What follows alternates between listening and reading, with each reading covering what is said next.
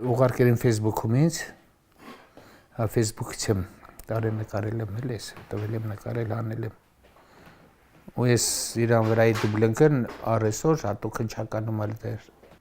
Ես մնաց մեզ։ Գոր Քլոյանի վերջին լուսանկարն է։ 2008-ի հետընտրական հավաքներին Երևանի կենտրոնում զոհված 28-ամյա Գոր Քլոյանի հայրը հիմա ասում է. զոհվածների ծնողներից երկուսն արդեն չկան, որոշները երկրում չեն։ Հոր սպանությունից հետո Հայաստանից հեռացել են նաև Գորի երկու երեխաները։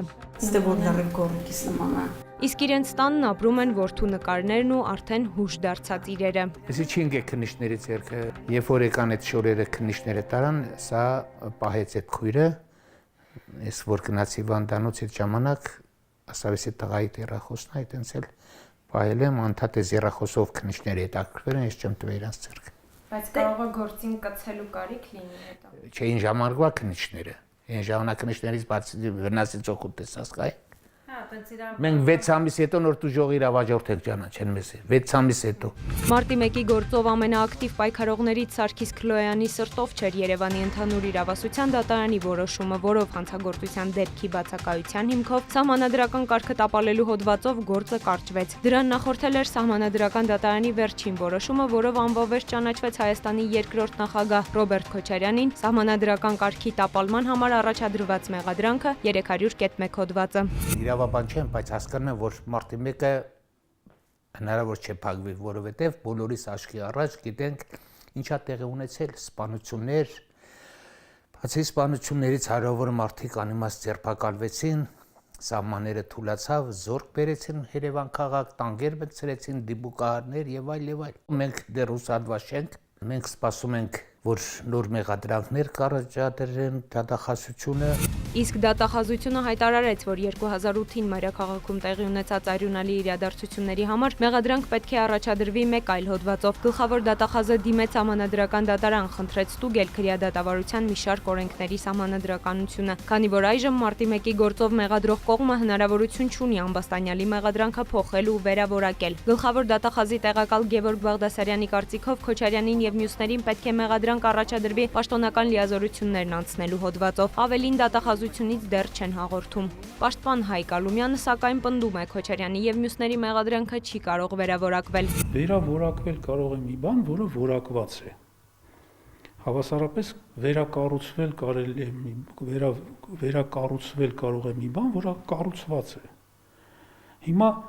այս դեպքում մենք չունենք այլևս որևէ որակված մի բան։ Չկա որակում, չկա հանցագործության դեպք չկա։ Դատախազությունը նման այս փուլում նման դիմում սահմանադրական դատարան իրավունք չունի ներկայացնելու, որովհետև օրենքի մեջ գրված է, որ դեպքում գլխավոր դատախազը կարող է այդպիսի դիմում ներկայացնել ՍԴ։ Չեմ ուզում սահմանադրական դատարանի փոխարեն կանխատեսումներ անել, գնելով առաջ, թե ինչ է անելու սահմանադրական դատարանը, ես կարող եմ ասել իմ կարծիքով ինչ պիտի անի։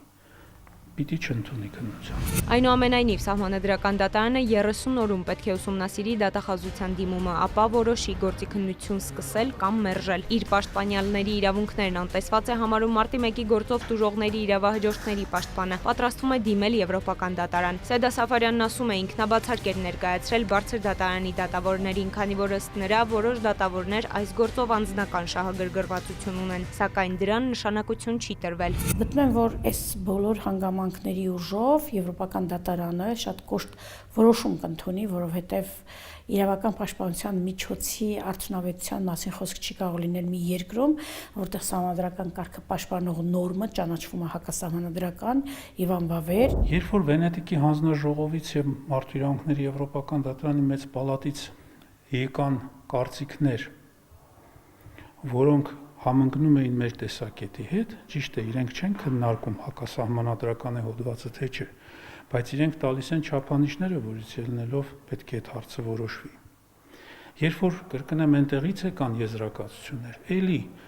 բանավեճ էր գնում, հակասահմանադրական է, հակասահմանադրական չի։ Բայց երբ որ արդեն սահմանադրական դատարանը այդ հարցի լուծումը տվել է, բոլոր տեսակի բանավեճերը դադարեցնելու ժամանակն է։ Հիմա սահմանադրական դատարանը այս ամեն ինչից հետո ասեց հակասահմանադրական է։ Հիմա Մենք այդ բանավեճը մինչև որ ացիան պիտի շարունակենք։ Համագործակցությունը շատ ակնառու էր, որովհետև չի կարող դատարանի 2 տարի, ասենք, անիմաստ ցկցկի պաշտպաններին օրերով ու ժամերով, տարիներով լսի ու դատաքննության չմտնի եւ չհրապարակվի մեղադրական եզրակացություն, գործը չմտնի դատաքննության փուլ եւ այլն, եւ հանկարծ հենց այն նույն օրը, որ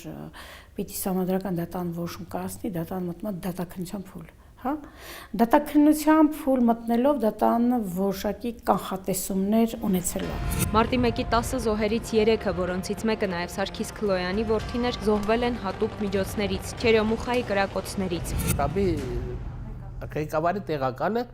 ասում է ես հրաման եմ տվել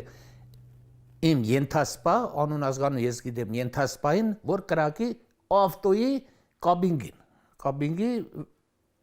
ավտոյի կաբինգի մոտ կանգնած եղել Տիգրան Խաչատրյան եւ կաբինգի մոտ էլ ընկածա քեթուպերնի ասֆալտի վրա։